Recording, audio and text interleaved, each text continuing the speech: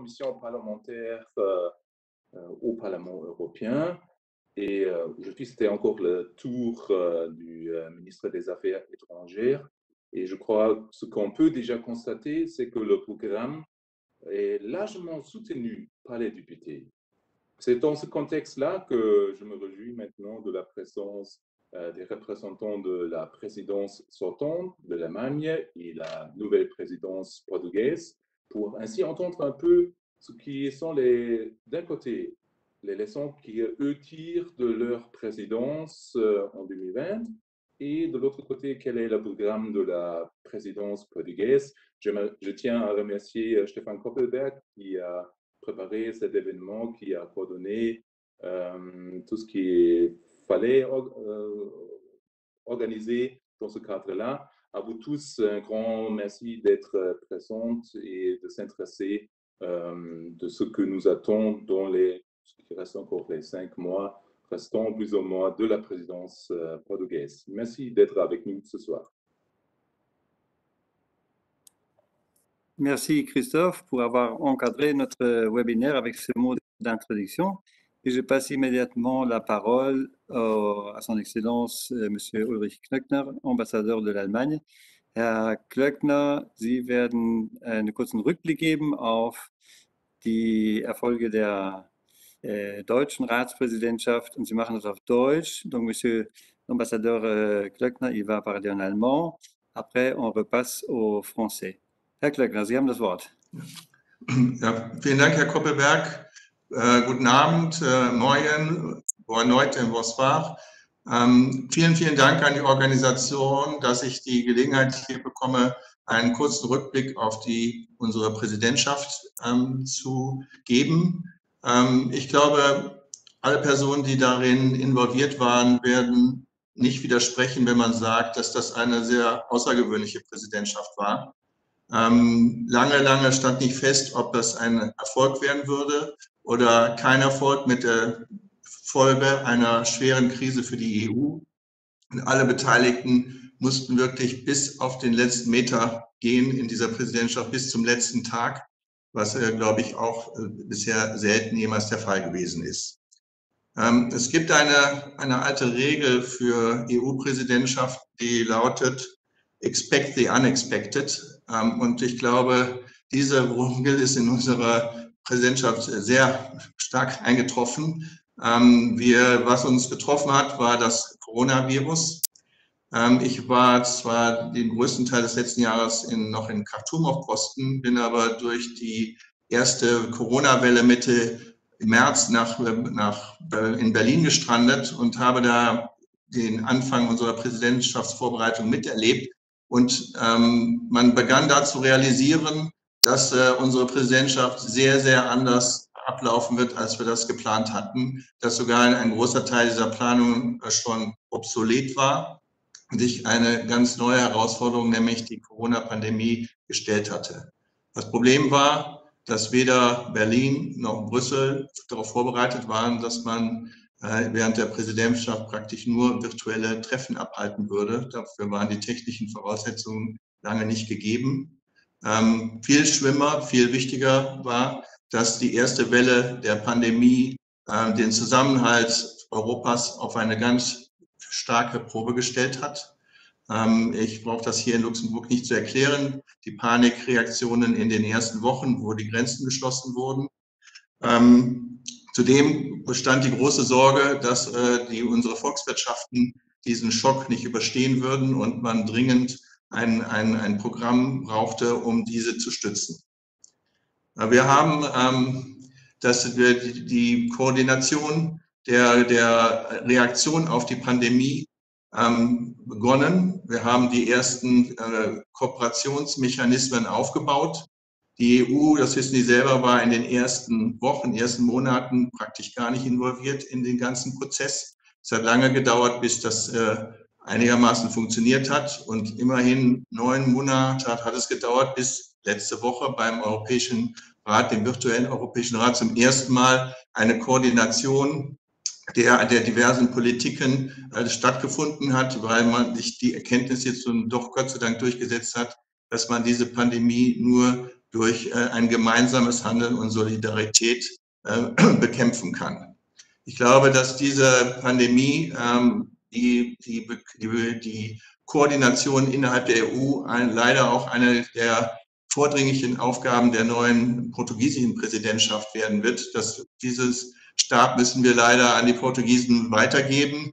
Und ich hoffe für Sie, dass die Präsidentschaft nicht so dominieren wird, wie das bei uns der Fall war. Auf der positiven Seite kann man sagen, dass die Pandemie uns dazu gebracht hat, ein wirklich eindrucksvolles Rettungspaket für die Wirtschaft zu schnüren. Ich glaube, wir können alle sehr stolz darauf sein, dass es gelungen ist, diese enormen Summen, auf die ich gleich nochmal zu sprechen komme, zu organisieren und auch diese neuen Mechanismen, wie das Geld ausgegeben wird, dann auf die Beine zu stellen. Das war sozusagen der unerwartete Teil unserer Präsidentschaft.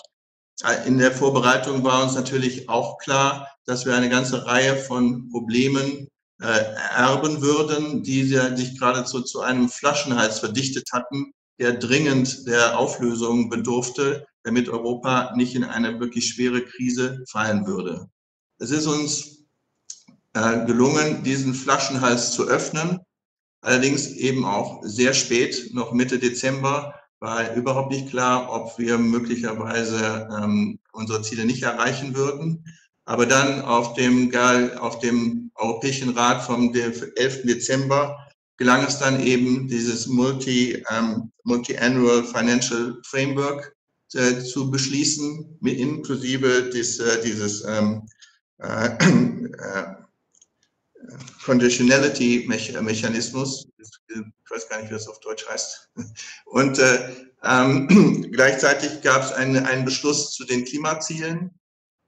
Es dauerte dann bis zum Weihnachtstag, um das Problem Brexit zu lösen, den Handelsvertrag unter Dach und Fach zu bekommen. Und am 12.,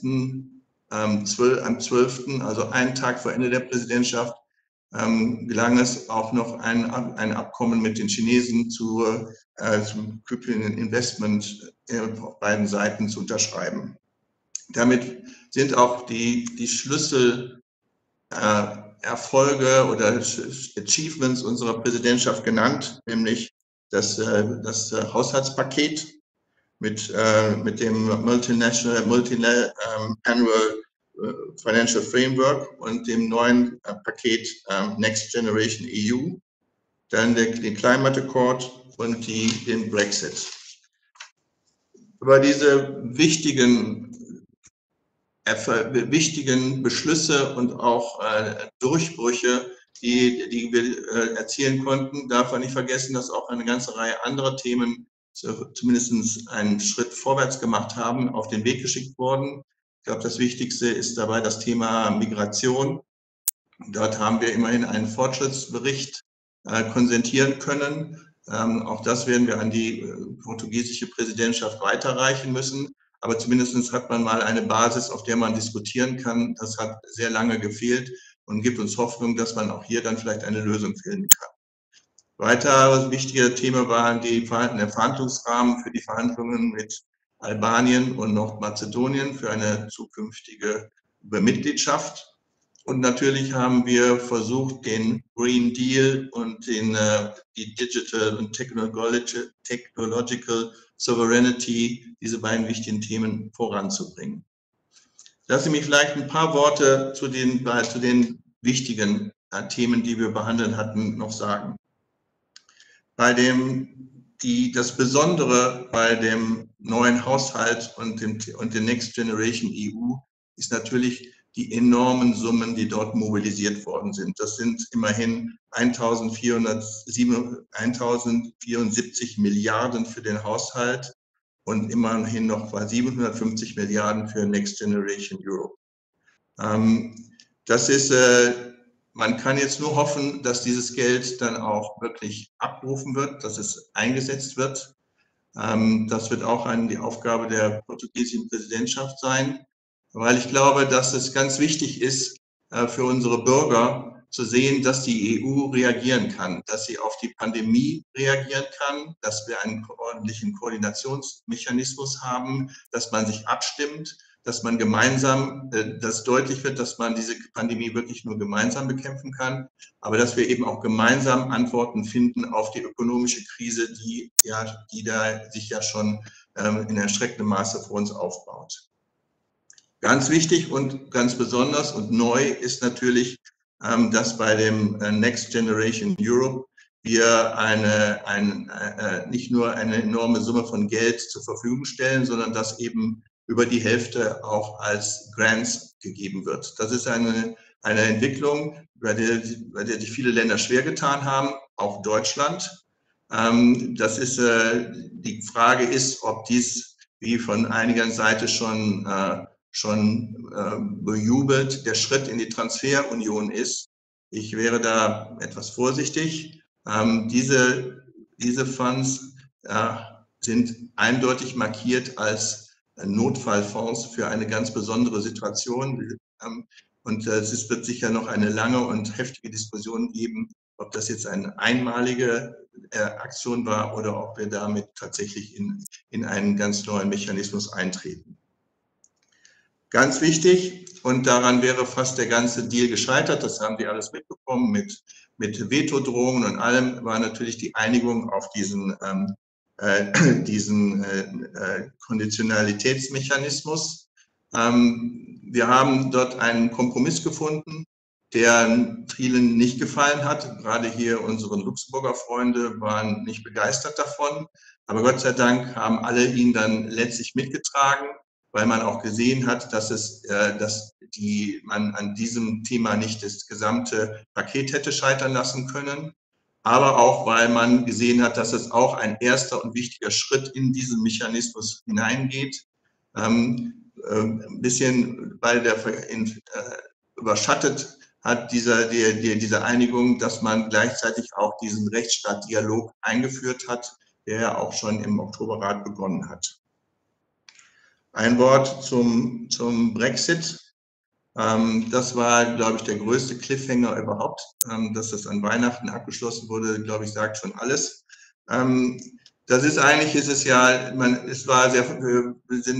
Ich glaube, ganz Europa war froh, dass dieser Deal gefunden wurde, weil die Alternative eigentlich nur schrecklich gewesen wäre. Aber natürlich ist das auch noch irgendwo ein trauriges Faktum, dass dieses Abkommen überhaupt geschlossen wurde. Normalerweise wird ein Handelsvertrag abgeschlossen, um neue Chancen für Geschäftsleute zu eröffnen, um den Markt zu öffnen. Hier ist leider genau das Gegenteil passiert. Man hat im Grunde ja die Märkte eher gegeneinander abgeschottet. Und wie man jetzt sieht, reicht es nicht nur, alle Tarife und so zu beseitigen. Die nicht tarifären Hemmnisse, die jetzt das Problem sind genauso schädlich.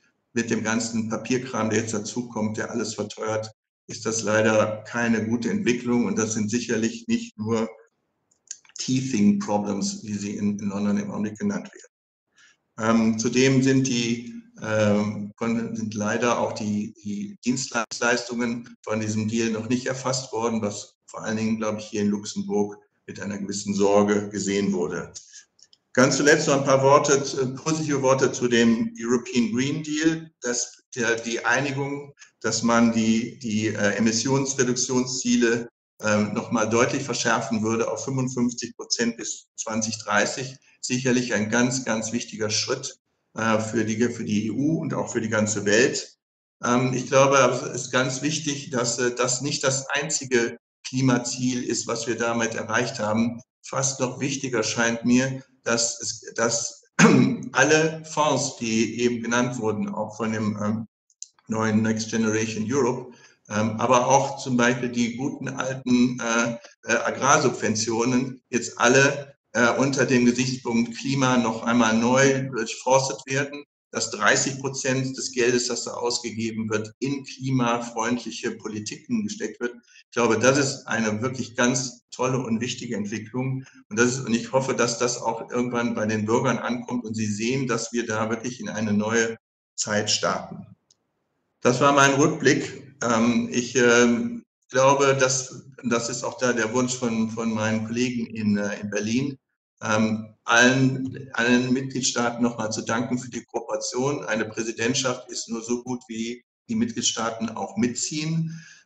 Ich weiß, dass es eine sehr, sehr enge und vertrauensvolle Kooperation gerade auch hier mit Luxemburg gab.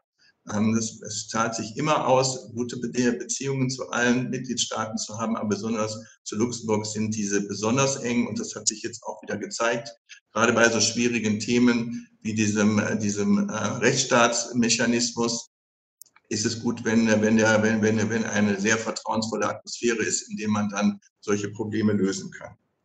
Ich wünsche der portugiesischen Präsidentschaft alles Gute. Das wird auch wieder schwer werden, aufgrund der Pandemie, aufgrund der ganzen Einschränkungen, die dieses bedeutet und weil die Pandemie eben leider auch noch nicht zu Ende ist. Trotzdem alles Gute an die Portugiesen und wir werden weiter unser Bestes geben, sie dabei zu unterstützen.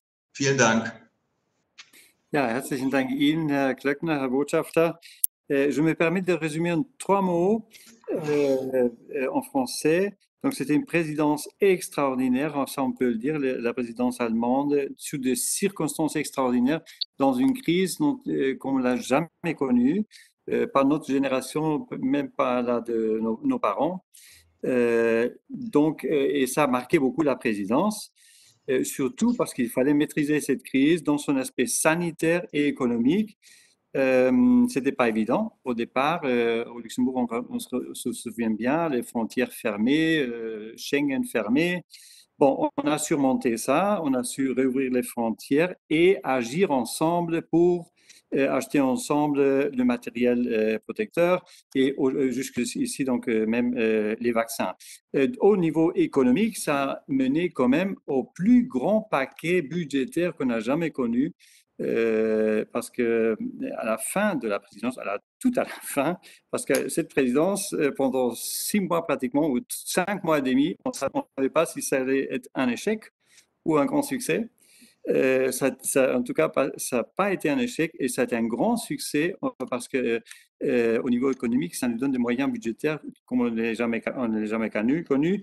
Ensemble, pour faire bref, ça nous donne 1800 milliards pour pallier un peu les effets économiques de la crise.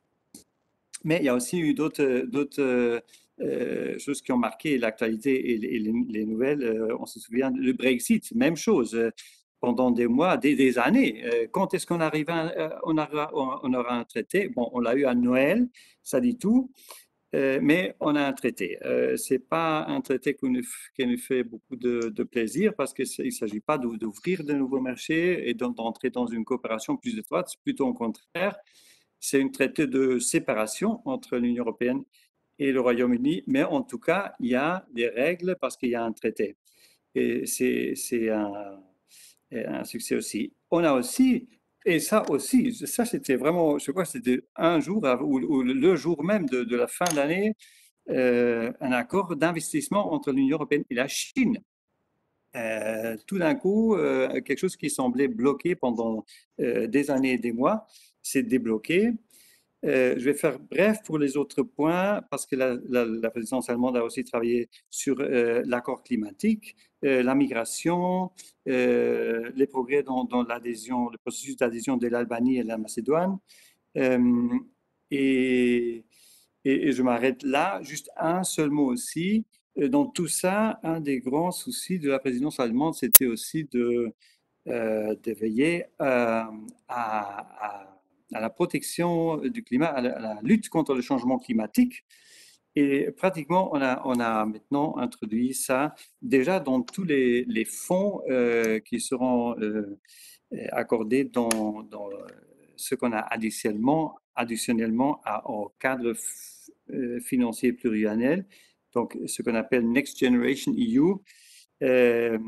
Donc tout ça, c'est très axé sur des actions pour lutter contre le changement climatique, mais aussi ça passe à travers la réforme de la politique agricole commune, etc.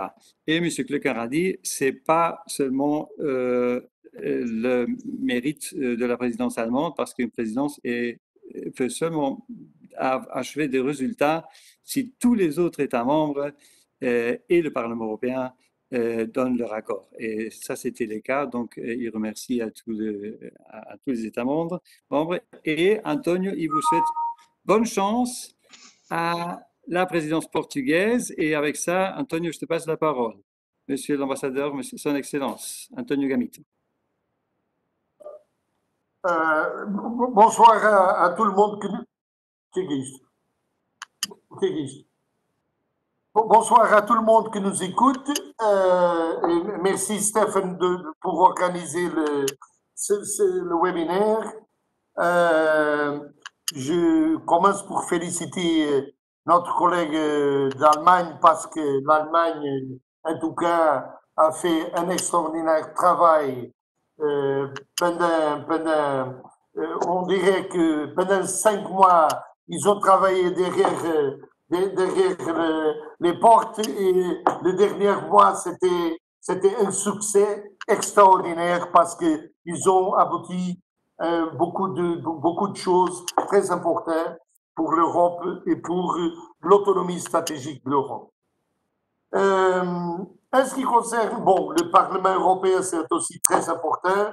Il faut travailler. Quand j'ai travaillé à notre représentation permanente auprès de l'Union européenne, il y avait le mot trilogue. Alors, ça veut dire qu'il faut toujours travailler avec les États membres, la présidence, la Commission européenne et aussi avec le Parlement. Les 3 éléments de cette chose qu'on appelle l'Union européenne. Mais en ce qui concerne la présidence portugaise, certainement qu'on va suivre les résultats que l'Allemagne nous ont laissés, mais on va en tout cas essayer de cibler un petit peu les choses,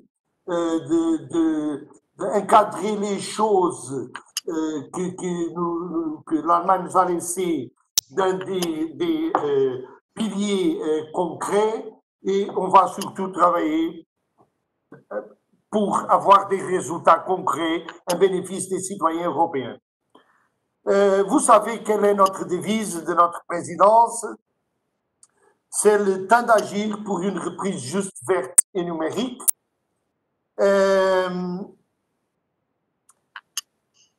Qu'est-ce que ça veut dire?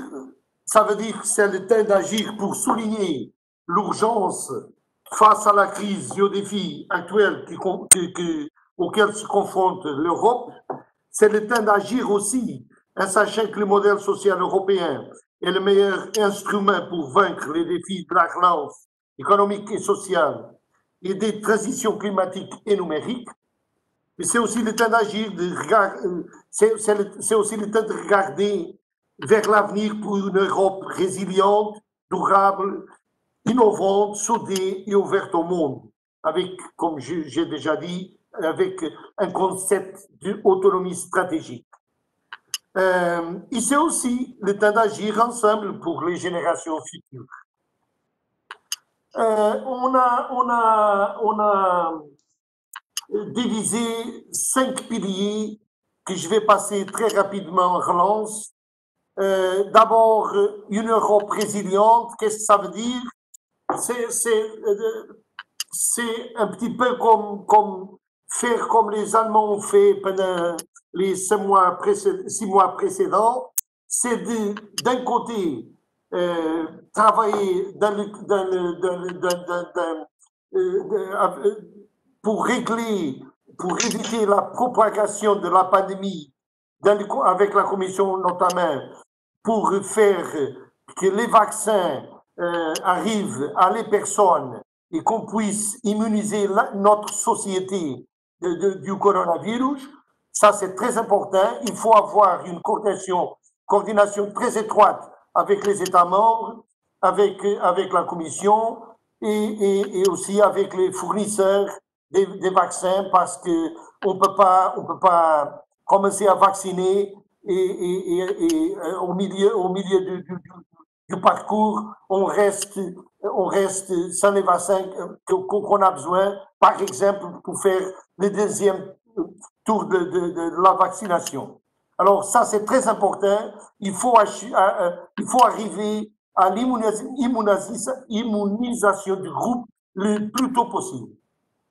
Sinon, on va continuer à avoir notre économie paralysée. Et la deuxième chose qu'on veut faire, c'est de relancer l'économie du point de vue des entreprises, un vue d'intégrer dans cette nouvelle économie des volets sociaux, des volets climatiques, des volets numériques, du volet vert, et aussi, et dans ce contexte, de trouver une reprise économique de l'Europe et une reprise aussi des inégalités que la pandémie a créées, c'est-à-dire c'est diminuer le chômage, faire disparaître les inégalités, faire terminer avec les contrats précaires avec les travailleurs, tout ça. Pour nous, c'est très important d'avoir ces deux dimensions à travailler en même temps, d'un côté, essayer d'immuniser la population, d'autre côté, relancer l'économie, le social, parce qu'à la fin, on a besoin de l'argent qui a été négocié par les Allemands pendant sa présidence. C'est le budget communautaire et c'est le Next EU Generation Program. On a besoin de cet argent pour relancer notre économie et relancer la partie sociale qui affecte les travailleurs et les citoyens en général en Europe. Le deuxième pilier, c'est l'Europe sociale. On va donner beaucoup d'importance et de relevance à l'Europe sociale parce qu'on va renforcer le modèle social européen, on va pallier les effets du chômage, on va combattre la pauvreté, l'exclusion sociale et les inégalités. On veut aussi renforcer la cohésion territoriale dans chaque pays et aussi entre les pays de l'Union européenne.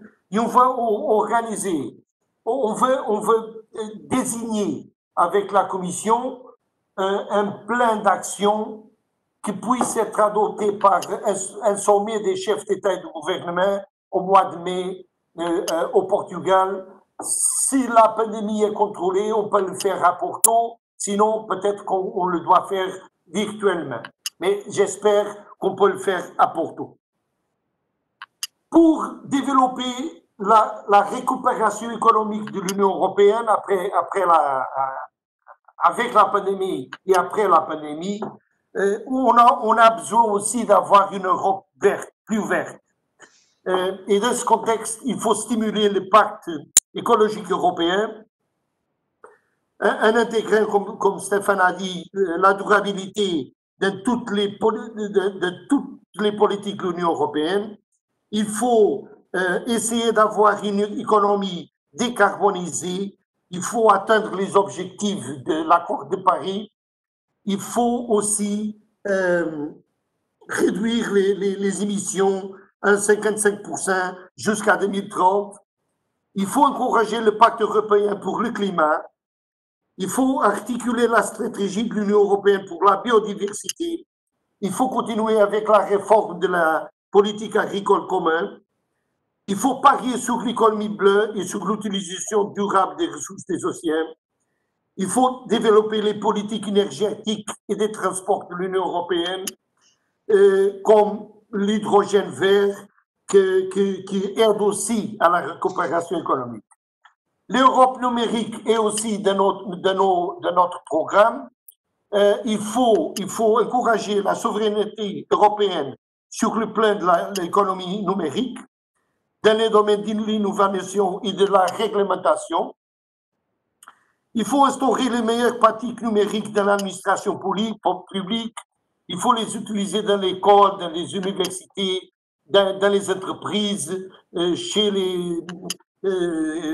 dans de nouvelles technologies, dans l'innovation.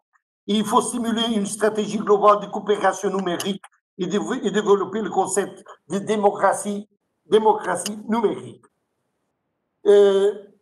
avant d'avancer pour le 5e pilier, que c'est une Europe globale avec une autonomie stratégique, j'ai oublié de dire une chose. Pour que l'argent arrive à les pays, à les États membres, il faut rapidement, au plus tard, jusqu'au printemps, de réglementer le Next Generation EU et le cadre financier pluriannuel. Il faut aussi que les parlements des États membres, pas tous les parlements, mais je pense que 22, ratifient la décision du Conseil prise au mois de juillet. Et il faut aussi que les plans des États membres pour dépenser cet argent soient présentés à Bruxelles et adoptés par Bruxelles, par la Commission européenne. Alors, c'est très important d'avoir l'argent parce que les budgets de la plupart des États membres de l'Union européenne est sur pression. On a besoin de cet argent pour faire la récupération économique, pour faire la récupération sociale, pour diminuer le chômage et pour d'une façon, intégrer le climatique, le vert et le numérique dans cette récupération économique. Finalement, sur l'Europe globale et l'autonomie stratégique de l'Union, il faut d'abord, et en premier lieu, renforcer la participation de l'Union européenne dans le multilatéral. Il faut qu'on puisse être plus fort et plus visible et plus intervenant dans les organisations internationales, particulièrement dans celles des Nations Unies et des organisations aussi régionales qui ont fait partie, pour aider et pour avancer notre agenda global. Ensuite, il faut pas oublier que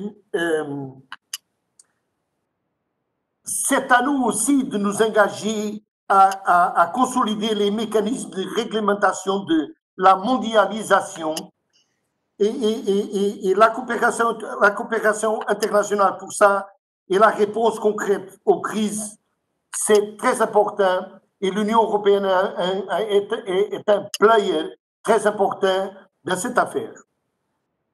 En ce qui concerne la présidence portugaise, l'Afrique, c'est toujours de notre horizon et on veut aussi faire des actions pour préparer le prochain sommet où est Union africaine parce que on peut pas laisser l'Afrique derrière des autres régions. On veut aussi renforcer les liens avec l'Inde. On va faire un sommet avec l'Inde parce qu'il faut équilibrer un petit peu les relations qu'on a avec la Chine, avec d'autres pays de la région. Et l'Inde, c'est la plus grande démocratie de cette partie au monde. Et il y a beaucoup des atouts qui sont très importants aussi pour l'Union européenne. Il faut aussi poursuivre la nouvelle administration à Washington. Il faut aussi commencer à travailler avec la nouvelle administration Biden. Je pense qu'on aura la possibilité d'avoir une réunion des chefs d'État et de gouvernement européens avec M. Biden à la marge de la réunion des chefs d'État et de gouvernement de l'OTAN à Bruxelles. Il faut engager avec de nouveau avec la nouvelle administration américaine qui a déjà fait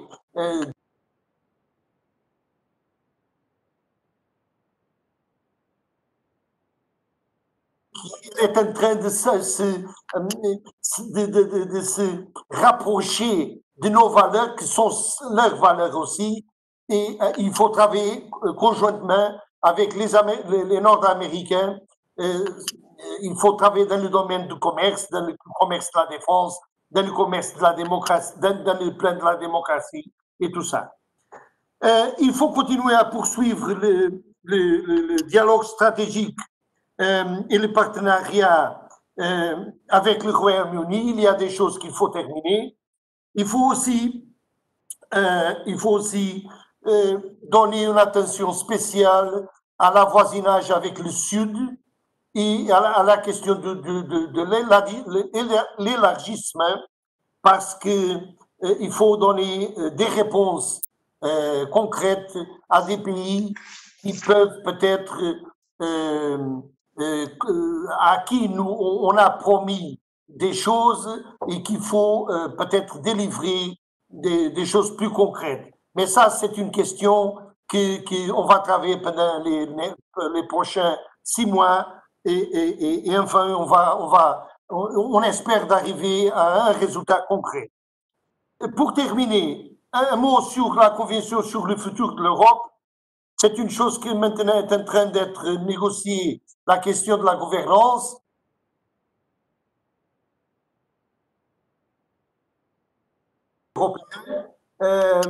Il faut bénéficier de cette convention, pas pour discuter des questions institutionnelles interminables, mais pour voir en quelle mesure on peut contribuer d'une façon très pragmatique pour une Europe avec futur et faite pour les citoyens. Et un contexte aussi, le souhait d'avoir une autonomie stratégique pour cette Union européenne. Finalement, il ne faut pas oublier que toutes les choses qu'on fait sont faites pour les citoyens européens.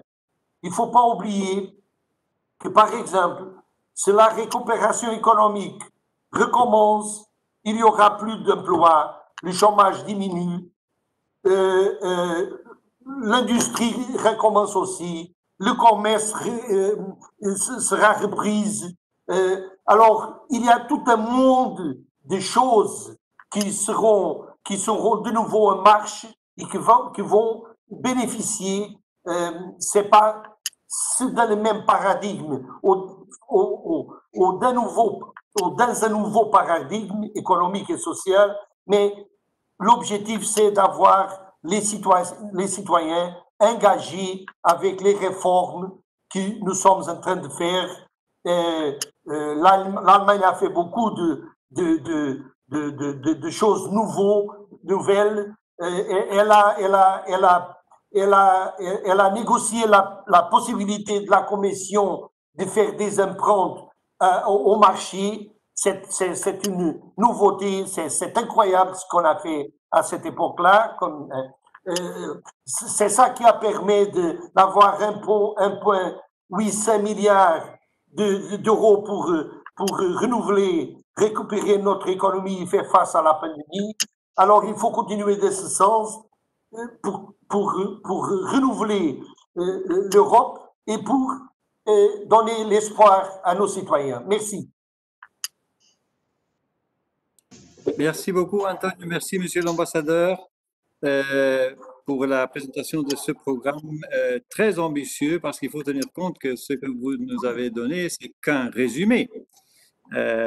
Et si je résume ça dans une phrase, je dirais, donc, vous voulez ouvrir en tant que présidence portugaise du Conseil de l'Union européenne pour une Europe résiliente, sociale, verte, numérique et globale, et surtout une Europe pour les citoyens. Mais maintenant, la parole est à vous, nos participants. Toutes vos questions sont les bienvenues. Vous pouvez poser vos questions pas seulement en français, mais aussi en luxembourgeois. Sie könnt Frauen auch auf Letzeburg stellen. Sie können Ihre Fragen auch auf Deutsch stellen, am besten im chat. And you can also ask questions in English, if possible, in the chat. Donc, s'il vous plaît, utilisez le chat dans la mesure du possible pour les questions, parce qu'on est quand même assez... J'ai déjà une première question qu'on a reçue de Moritz, et je la pose aux deux intervenants, surtout à son Excellence l'ambassadeur du Portugal. Donc, la question est la suivante. Lors de la dernière crise économique grave en Europe, on parle de la crise bancaire financière dont on a un souvenir très précis, le Portugal a été très affecté. Est-ce que l'accent mis sur les droits sociaux en cette période difficile est un peu lié aussi aux leçons apprises lors de la dernière crise, Antonio? La dernière crise est passée, la dernière crise des dettes souveraines, la dernière crise c'était en 2011, alors 2011 jusqu'à 2020 c'est une énorme quantité de temps. Non, on a récupéré de cette crise, nous étions bien du point de vue économique et social avant de la pandémie. Non, c'est pas ça. C'est pour être complètement franche, c'est que le gouvernement portugais est un gouvernement du Parti socialiste portugais, un parti démocrate, et le Parti socialiste a beaucoup de préoccupations dans le domaine social. Et ils ont repris, d'une certaine manière, le plan d'action adopté à Gothenburg en 2017, si je ne me trompe pas. Et l'idée, c'est d'avancer en même temps avec l'immunisation, utiliser l'argent qu'on va recevoir de l'Union européenne pour relancer l'économie et transformer un petit peu le paradigme économique et social dans le sens de qu'il faut mettre le numérique dans cette récupération économique et changer un petit peu les emplois, les méthodes de travail. Et pour ça, il faut toucher dans l'emploi, on ne va pas discuter le salaire minimum, parce que ça sera impossible. Parce que le salaire minimum en Bulgarie, par exemple, c'est très loin du salaire en Allemagne. Ou le salaire au Portugal, c'est très loin du salaire au Luxembourg. C'est pas ça la question. La question, c'est de faire intégrer d'une façon cohérente et pragmatique l'emploi, la sécurité sociale, la santé, la formation professionnelle, en profitant des argents que l'Allemagne et les États membres, avec la Commission européenne et le Parlement européen, ont approuvés pour faire face à la pandémie et pour faire face aussi à la récupération économique. Alors, la question sociale est très importante pour nous parce qu'elle touche directement les personnes qui étaient affectées avant de la pandémie et qui continuent à être affectées à cause de la pandémie. Parce que la pandémie a créé beaucoup d'inégalités, beaucoup de chômage, et il faut redresser cette situation. Merci. Merci. Je passe directement à la prochaine question. C'est une question de Sergio Ferreira qui demande comment pourront les citoyens participer aux travaux de la conférence sur l'avenir de l'Europe? Alors, comment peuvent les citoyens participer? Bon, ça c'est une belle question, mais nous ne sommes pas, je pense que nous ne sommes pas encore là. Tant que je sais, nous sommes en train de discuter la gouvernance encore de la convention, mais tout le monde a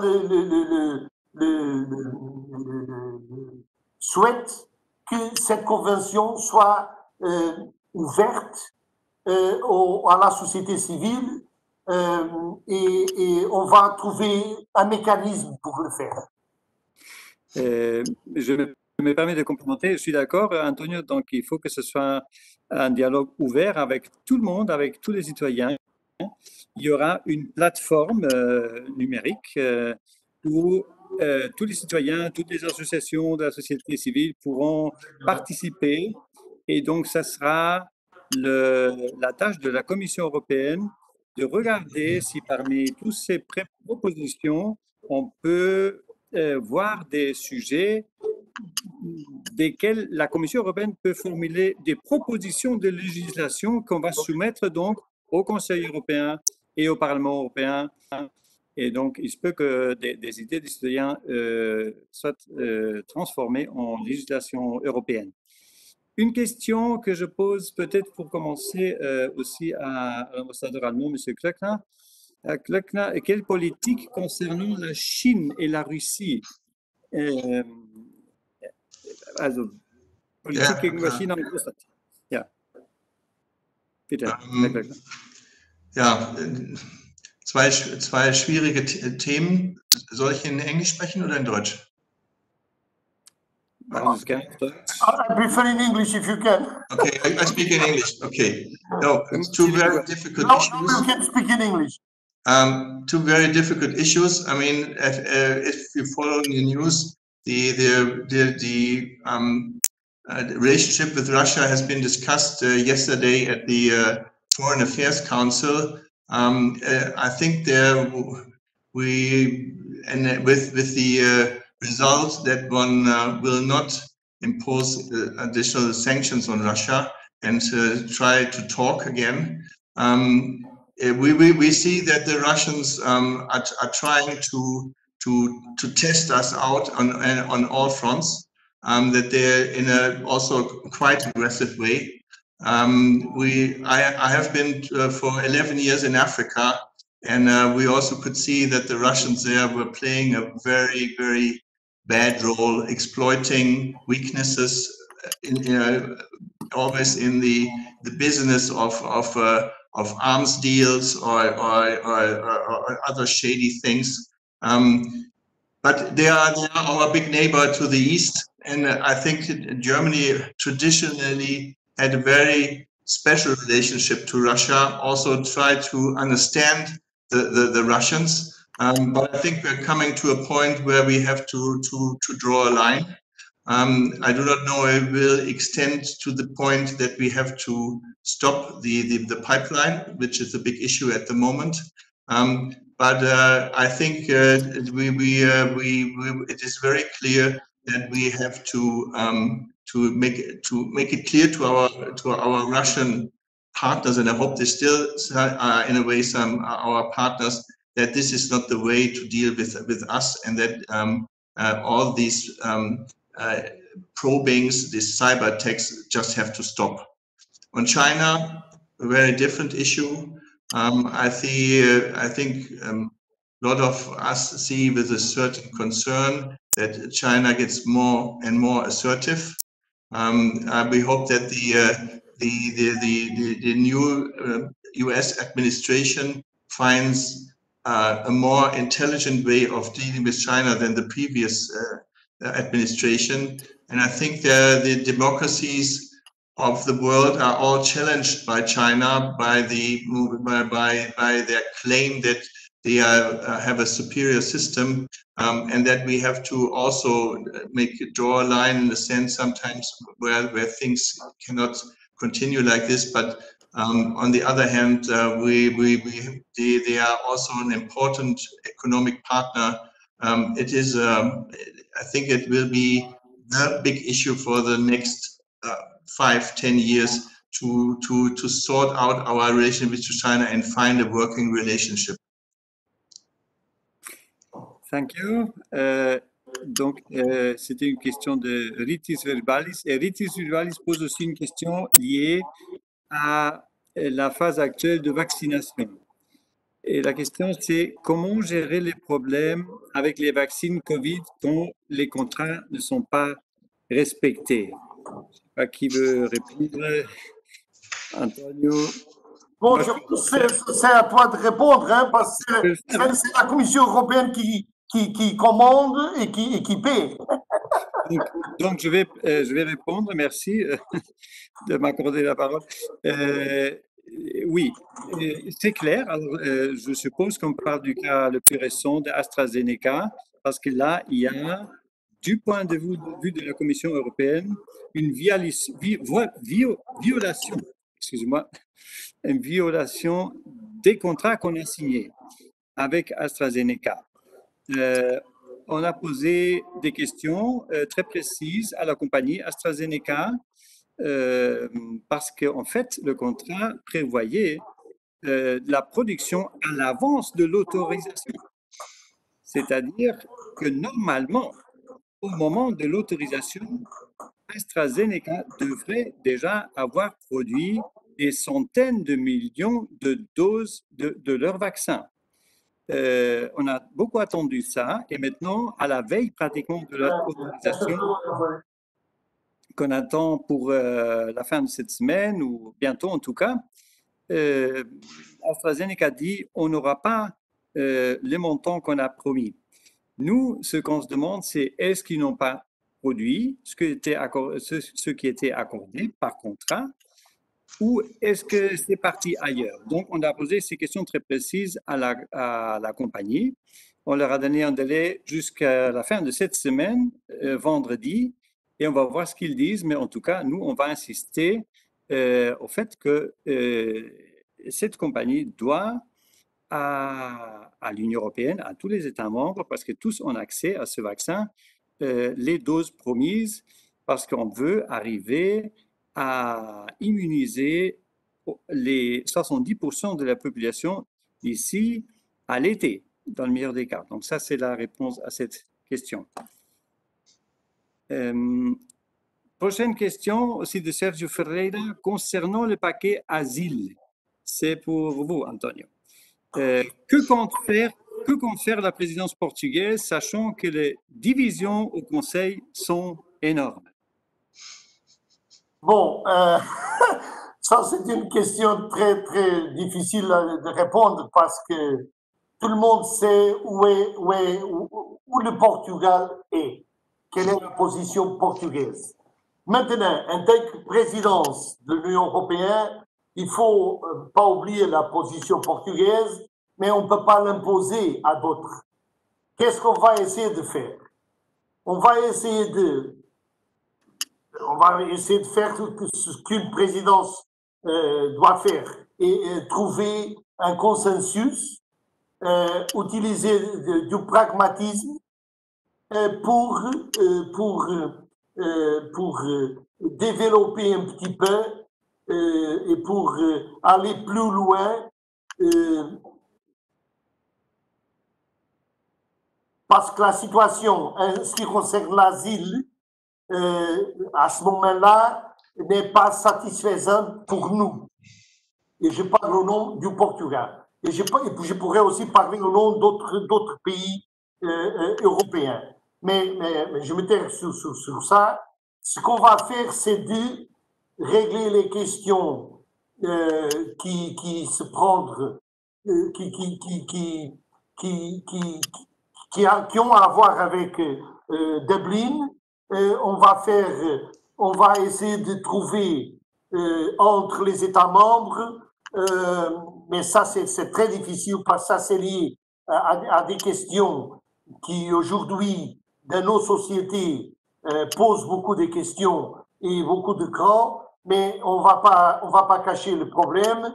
On va essayer de trouver une solution consensuelle, pragmatique, qui puisse aller un petit peu loin,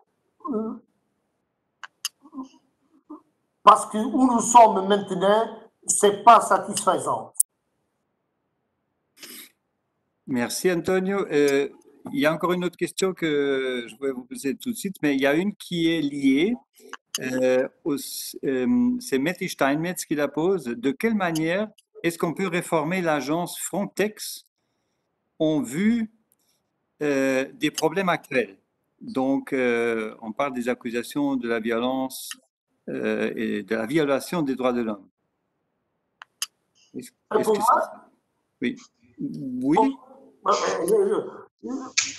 Ça, je ne sais pas. Je ne suis au courant de ce problème-là. Ça, je ne peux pas répondre à cette question. Mais la question de M. Joseph Schifano, assurer la présidence et représenter l'Union, pas le Portugal. Je suis tout à fait d'accord avec lui. Je lui dis avant de M. Schifano écrire cette phrase. Une chose, c'est la position de Portugal. Et c'est normal que le Portugal utilise sa position nationale pour entamer des discussions au sein de l'Union européenne. Mais il faut dépasser de la position nationale et essayer de comprendre tous les enjeux et toutes les positions autour de la table. Il faut savoir qu'ils sont 27 États membres et ce n'est pas difficile, ce n'est pas facile de les mettre tous autour d'un consensus. Mais c'est la tâche de la présidence, avec l'appui de la Commission, il faut essayer de le faire. Et pour moi, c'est très important. Merci.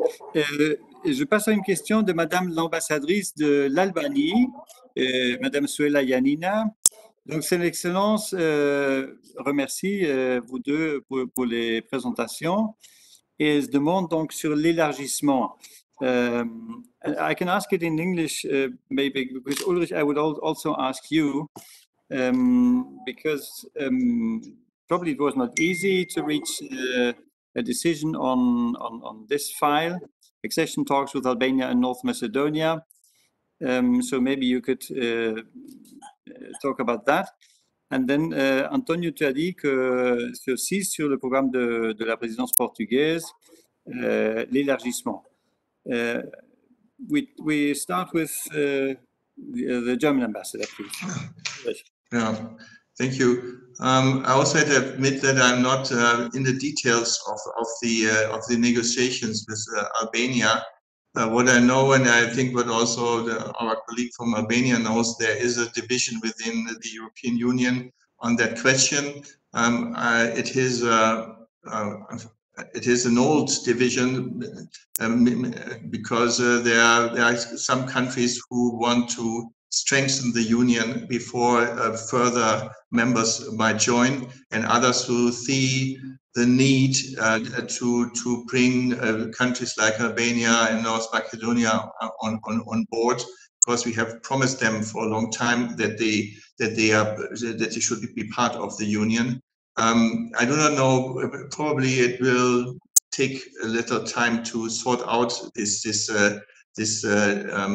discussion within the European Union. But what I understand, I do not know the details, is that we at least pushed this issue a little bit down the road a little bit more, and it becomes more concrete. And I think we try to use every possibility, every inch that we could push this issue, but we're not at the moment in the position to really resolve it. Maybe you can add some details. Thank you, Ambassador. Antonio. Yes. I just can second the words of our colleague from Germany.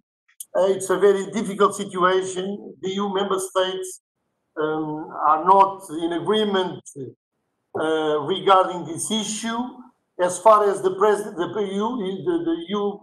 Portuguese presidency, we will continue to work in order to enlarge and to get into the European Union more countries.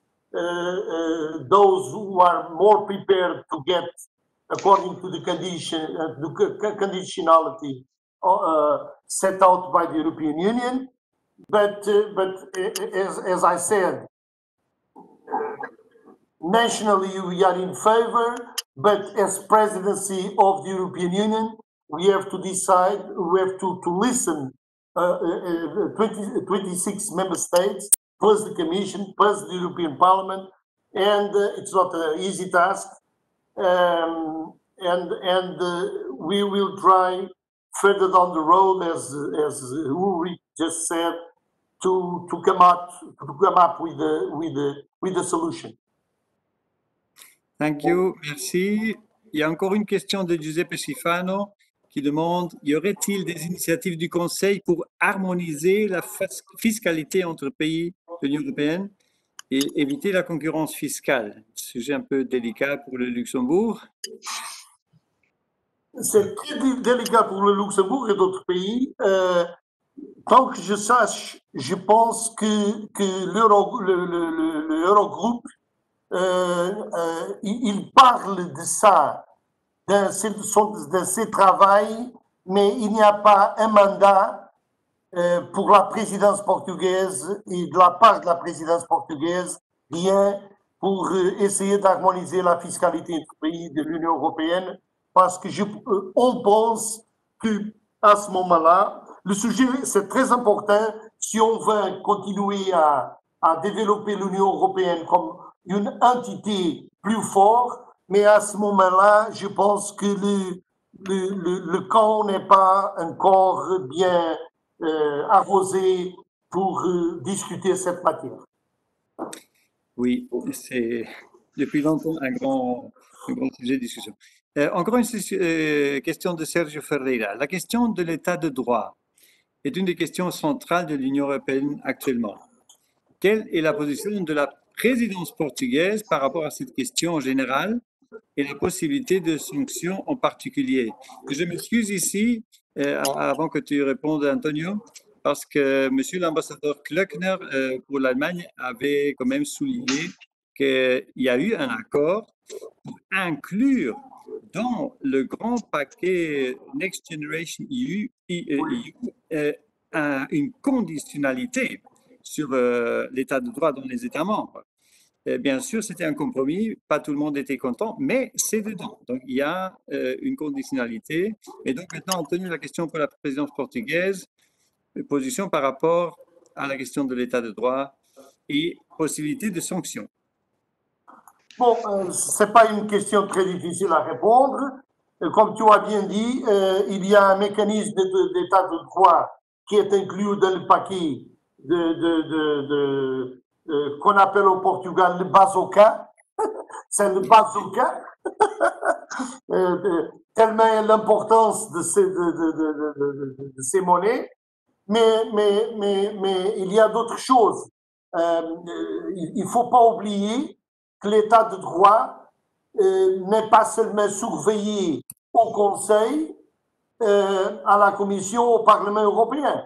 Le Parlement européen, d'ailleurs, fait un scrutin, une fiscalisation très forte de cette matière. Mais il y a aussi la Cour de justice européenne. Et par exemple, il y a des questions il y a des questions qui à ce moment-là sont en train d'être analysées en vue d'un jugement par la Cour de la justice européenne sur deux pays États membres, et ça va donner lieu à une décision, et cette décision peut prendre naturellement la forme des sanctions.